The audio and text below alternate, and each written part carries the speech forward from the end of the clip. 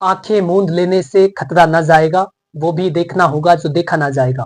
कहने का अर्थ ये है कि यदि आप नहीं चाहते कि कोई घटना आपके साथ हो, तो उस घटना को होने से पहले आपको उससे जो रिलेटेड सावधानियां हैं वो बरतनी चाहिए, ताकि आपके साथ कोई भी ऐसी घटना ना हो। दोस्तों, वैसे तो सर्वोच्च न्यायालय हमेशा ही वरिष्ठ नागरिकों के हितों की बात करता आया है। हमेशा सीनियर सिटीजन को प्रोटेक्ट करने वाले, सीनियर सिटीजन की प्रॉपर्टी को बचाने वाले इन सभी तथ्यों पर बात की जाती है और नए नए कानून इसीलिए पारित किए जाते हैं कि किसी भी वरिष्ठ नागरिक को परेशान न किया जाए। उनके बच्चे, जैसा कि आज के समाज में देखा जाता है कि बच्चे वरिष्ठ नागरिकों को में जो काफी घटनाएं हो रही है, उनकी बात मैं आपको बता रहा हूँ कि बच्चे अपने माता पिता को शारीरिक और आर्थिक समर्थन के अभाव में त्याग देते हैं और उन्हें घर से बाहर निकाल देते हैं, क्योंकि जो बुजुर्ग व्यक्ति है ना तो वो कोई आर्थिक श्रम कर सकता है और ना ही बच्चों की शारीरिक रूप से कोई मदद कर सकता है। तो उसके अभाव में बच्चों के द्वारा अपने माता पिता को, वरिष्ठ माता पिता को घर से निकाल दिया जाता है। तो ऐसी तमाम स्थितियों से बचने के लिए और जो वरिष्ठ नागरिक है उनके अधिकारों को बचाने के लिए कि उनको प्रोटेक्ट किया जा सके और उनकी संपत्ति की रक्षा की जा सके, ताकि बच्चे उनको हड़प ना ले, ऐसे प्रावधान किए जाते हैं। और इसी के बारे में बनाया गया था सन 2007 में वरिष्ठ नागरिक अधिनियम, जिसे कहते हैं the maintenance and welfare of parents and senior citizen act. ये सन 2007 में बनाया गया, जिसके तहत वरिष्ठ नागरिकों की भी रक्षा की जाती है और जो उनकी संपत्ति होती है उसको भी प्रोटेक्ट किया जाता है। जो वरिष्ठ नागरिकों की प्रॉपर्टी होती है उसकी भी रक्षा की जाती है। लेकिन इस बार सुप्रीम कोर्ट ने सीनियर सिटीजन को झटका दिया है। सीनियर सिटीजन के लिए एक नसीहत दी गई है, एक तरीके की आप चेतावनी कह सकते हैं, एक वार्निंग दी गई है। प्रत्येक सीनियर सिटीजन को अपनी प्रॉपर्टी को ट्रांसफर करते समय यदि वो अपने बच्चों को अट्रैक्शन के कारण अपनी संपत्ति ट्रांसफर कर देते हैं और उनके बच्चे उनके साथ दुर्व्यवहार करते हैं, तो ऐसी कंडीशन से बचने के लिए उन्हें किस तरीके की सावधानी बरतनी होगी, ताकि किसी भी वरिष्ठ नागरिक के साथ किसी ऐसी घटना को अंजाम ना दिया जा सके, किसी भी वरिष्ठ नागरिक को सड़कों पर भटकने के लिए ना छोड़ दिया जाए।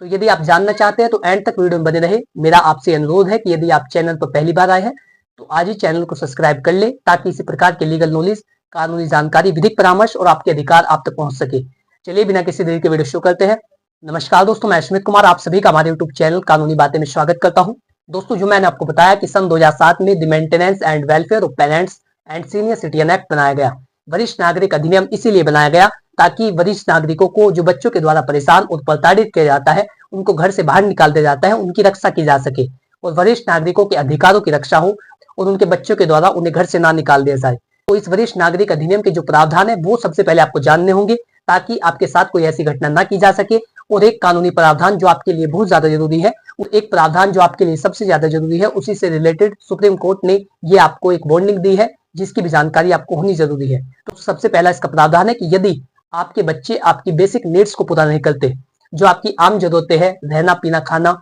आवास की सुविधा, चिकित्सा सुविधा, दवाइयों का खर्चा, तो ये जो सारे आम खर्चे होते हैं जिससे कि एक व्यक्ति आम जीवन जी सके, यदि आपके बच्चे आपकी इन बेसिक नीड्स को पूरा नहीं करते, आपकी जो आम जरूरतें हैं उन सभी का ख्याल नहीं रखते, आपकी जो फाइनेंशियल सिक्योरिटी है उनका ख्याल नहीं रखते, जो आपकी जो डॉक्टरी का खर्चा है, यदि आप बीमार पड़ते हैं तो आपको दवाइयां ला करके नहीं देते, तो ऐसी तमाम कंडीशनों के अंदर, ऐसी तमाम स्थितियों के अंदर आप अपने बच्चों से मेंटेनेंस क्लेम कर सकते हैं। यदि आपके बच्चे नहीं भी है और यदि कोई ऐसा व्यक्ति है जो आपका उत्तराधिकारी है, जिसको आपके मरने के बाद आपकी जो संपत्ति है वो उस व्यक्ति को उत्तराधिकार में प्राप्त होगी, तो ऐसे व्यक्ति से भी आप मेंटेनेंस क्लेम कर सकते हैं। ऐसा वरिष्ठ नागरिक अधिनियम में बताया गया है। यदि आपके बच्चे आपकी बेसिक नीड्स को पूरा नहीं कर रहे हैं, आपकी जो आम जरूरतें हैं वो उनका ख्याल नहीं रख रहे हैं, आपकी जो बुनियादी जरूरतें हैं, रहना, पीना, खाना, आवास की सुविधा, चिकित्सा सुविधा, दवाइयों का खर्चा, यदि वो इन सभी को पूरा नहीं करते, तो फिर कोर्ट के द्वारा उनको आदेशित किया जाता है, कोर्ट के द्वारा उनको आदेश दिया जाता है कि वो आपका ख्याल रखेंगे और आपकी जो बेसिक नीड्स है,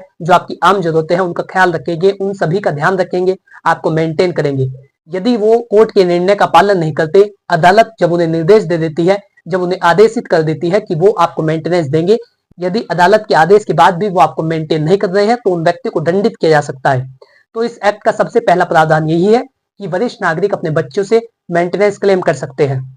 दोस्तों, दूसरा इस एक्ट का मुख्य प्रावधान है कि यदि आपको लगता है कि आपका कोई सा बच्चा गलत संगत में है, कल को ये कोई अपराध कर देगा, कोई क्राइम कर देगा, आपके साथ लापरवाही करता है, आपको मेंटेन नहीं करता, आपको प्रताड़ित करता है, आपके साथ गाली गलौज करता है, तो ऐसे कंडीशन के अंदर आपके पास ये अधिकार होगा कि आप उस उत्तराधिकारी को, अपने बेटे या बेटी को, चाहे वो आपका कोई भी लगता हो, आप उसे अपनी संपत्ति से बेदखल कर सकते हैं। ये वरिष्ठ नागरिक अधिनियम का एक मुख्य प्रावधान है। यदि आपके बच्चे आपके कहने सुनने में नहीं है, आप ये चाहते हैं कि आपकी संपत्ति उनको नहीं दी जाए, तो ऐसी कंडीशन के अंदर आप डीएम साहब के पास लिखित में एक एप्लीकेशन देंगे। वहां पर आप बताएंगे कि किस तरीके से आपको परेशान किया जा रहा है और दूसरा काम आपको करना है, जो आपके एरिया का लोकल न्यूज़पेपर हो उसमें एक आर्टिकल देना होता है कि मैं इस व्यक्ति से ये मेरा ये लगता है और मैं इससे अपने सारे संबंध विच्छेद करता हूँ। फिर आपकी संपत्ति से, आपकी प्रॉपर्टी से, चाहे आपकी चल संपत्ति हो, अचल संपत्ति हो, अनसेस्टर प्रॉपर्टी हो, सेल्फ एक्वायर प्रॉपर्टी हो, किसी भी तरीके की प्रॉपर्टी में उस व्यक्ति का कोई अधिकार नहीं होता, कोई मतलब वास्ता उसका उसमें शेष नहीं होता। ये भी वरिष्ठ नागरिक अधिनियम का एक मुख्य प्रावधान है, इसका भी आप लोग लाभ ले सकते हैं यदि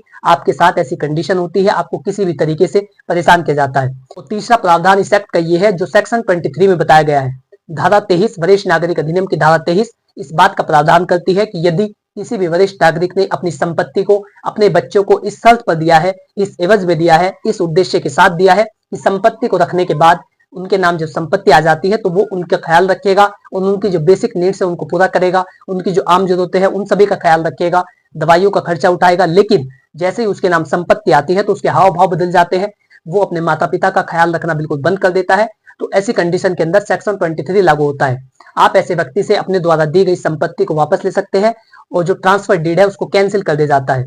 तो ये वरिष्ठ नागरिकों के लिए एक महत्वपूर्ण अधिकार है। सेक्शन 23 में ये बताया गया है कि यदि आपने अपनी संपत्ति को इस शर्त पर दिया है, इस एवज में दिया है कि वो आपका ख्याल रखेंगे संपत्ति को लेने के बाद, लेकिन जैसे उनके नाम संपत्ति आई उन्होंने आपको मेंटेन करना बंद कर दिया, तो तब भी आप सीनियर सिटीजन ट्रिब्यूनल में एक एप्लीकेशन लगा सकते हैं। वहां पर जाकर आप बता सकते हैं कि किस तरीके से मैंने संपत्ति को ट्रांसफर किया था और संपत्ति जैसे उसके नाम आई उसने मुझे मेंटेन करना बंद कर दिया। ऐसी कंडीशन के अंदर जो ट्रांसफर डीड होती है उसको कैंसिल कर दिया जाता है। और दोस्तों इसी सेक्शन के अगेंस्ट में जजमेंट आया है जिसका नाम है सुदेश चिकारा वर्सेस रमती देवी। ऑनरेबल सुप्रीम कोर्ट ने इस जजमेंट के माध्यम से आपको ये बताया है कि यदि आप अपनी संपत्ति को ट्रांसफर करते हैं और ट्रांसफर के समय आप ये कंडीशन मेंशन नहीं कराते कि मैं जो संपत्ति दे रहा हूँ ये इस एवज में दे रहा हूँ कि ये मेरा ख्याल रखेगा, मेरी जो बेसिक नीड्स है उनको पूरा करेगा, यदि आप ये लिखवाना उसमें भूल जाते हैं, ट्रांसफर डीड करते समय आप ये कंडीशन उनमें मेंशन नहीं कराते, आप ये शर्त उनमें नहीं लिखवाते, तो आपको इस सेक्शन का लाभ नहीं दिया जाएगा। इस जजमेंट में बिल्कुल साफ बताया गया है। सुदेश चिकारा वर्सेस रमती देवी, ऑनरेबल सुप्रीम कोर्ट ने कहा है कि यदि आप इस सेक्शन का लाभ लेना चाहते हैं, धारा 23 वरिष्ठ नागरिक अधिनियम की जो आपको संपत्ति वापस दिलाने में मदद करती है, यदि आप इसका प्रॉफिट लेना चाहते हैं, इसका लाभ लेना चाहते हैं, तो आपको ये कंडीशन मेंशन करनी अनिवार्य है। यदि आप उन्हें मेंशन नहीं करेंगे तो ऐसी कंडीशन के अंदर आपको संपत्ति का कोई भी टुकड़ा वापस नहीं किया जाएगा। ऐसी कंडीशन के अंदर आपके द्वारा दी गई संपत्ति को आपको वापस नहीं दिलाया जाएगा और आप सेक्शन 23 का लाभ नहीं ले सकेंगे। ये इस जजमेंट के माध्यम से बताया गया। तो इस तरीके से वरिष्ठ नागरिक अधिनियम आपकी रक्षा करता है, लेकिन जानकारी है उसे समझने की। आशा करता हूँ कि जानकारी आपको अच्छी लगी होगी। यदि आप इसी तरीके की जानकारी में रुचि रखते हैं तो आज ही चैनल को सब्सक्राइब कर ले ताकि इसी प्रकार की लीगल नॉलेज, कानूनी जानकारी, विधिक परामर्श और आपके अधिकार आप तक पहुंच सके। यदि आपका इससे रिलेटेड कोई सवाल हो तो आप कमेंट बॉक्स में लिख करके पूछ सकते हैं, मैं जल्दी उसका उत्तर दूंगा। और इसके साथ ही यदि आप विधिक परामर्श लेना चाहते हैं, कोई कानूनी जानकारी, यदि आप कोई विधिक परामर्श, कोई कानूनी जानकारी लेना चाहते हैं तो डिस्क्रिप्शन बॉक्स में दिए गए मोबाइल नंबर पर अपनी लीगल प्रॉब्लम को व्हाट्सअप करें, जल्दी आपको उसका भी उत्तर दिया जाएगा। Thanks for watching this video. अपना कीमती समय देने के लिए धन्यवाद।